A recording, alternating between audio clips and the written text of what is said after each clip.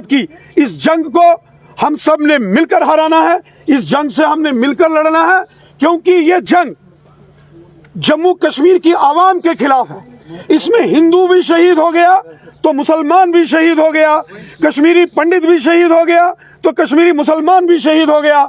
ये हिंदुस्तान के खिलाफ पाकिस्तान का षड्यंत्र है और हम सब हिंदुस्तानियों को, वो हिंदू है या मुसलमान है, जम्मू के हैं या कश्मीर के हैं, हम सबको मिलकर ये लड़ना है। कहा कि युवा क्यों बंदूक उठाते हैं? जरूर जरूर। माननीय लेफ्टिनेंट गवर्नर साहब ने कहा है कि वो कश्मीरी पंडित विस्थापितों के जो पीएम पैकेज के तहत लगे सरकारी मुलाजमों के जो कैंप हैं उनका भी दौरा करेंगे, प्रशासनिक अधिकारी भी वहां जाएंगे और उनकी जो भी समस्याएं हैं, उनके कंसर्न है, उसका समाधान करेंगे।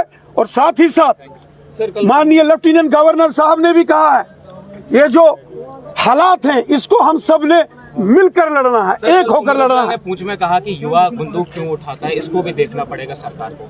युवा बंदूक क्यों उठाता है, उमर अब्दुल्ला ने कल पूंछ में कहा कि क्यों उठाता है, ये सरकार को देखना पड़ेगा, इसके ऊपर चिंता करनी पड़ेगी सरकार को।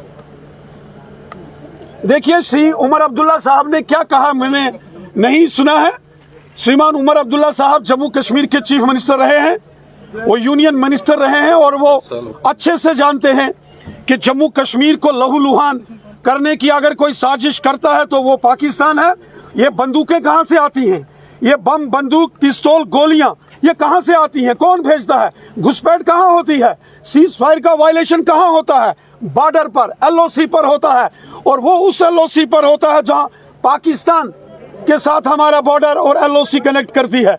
इसलिए बंदूक पाकिस्तान उठाता है, बंदूक के लिए पाकिस्तान साजिश करता है। आतंकवादियों के ट्रेनिंग कैंप्स कहां हैं, मीरपुर, कोटली, भिंबर, मुजफ्फराबाद में लश्कर, जैश, हिजबुल मुजाहिदीन कहां से ऑपरेट कर रहे हैं, इनके बड़े बड़े कमांडर कहां छुपे हुए हैं, सलाउद्दीन कहां है, हाफिज सैयद कहां बैठा है, पाकिस्तान में बैठे हैं। इसलिए हिम्मत से श्रीमान उमर अब्दुल्ला साहब को भी कहना चाहिए कि पाकिस्तान कश्मीरियों का गुनाहगार है और पाकिस्तान कश्मीरियों का कातिल है।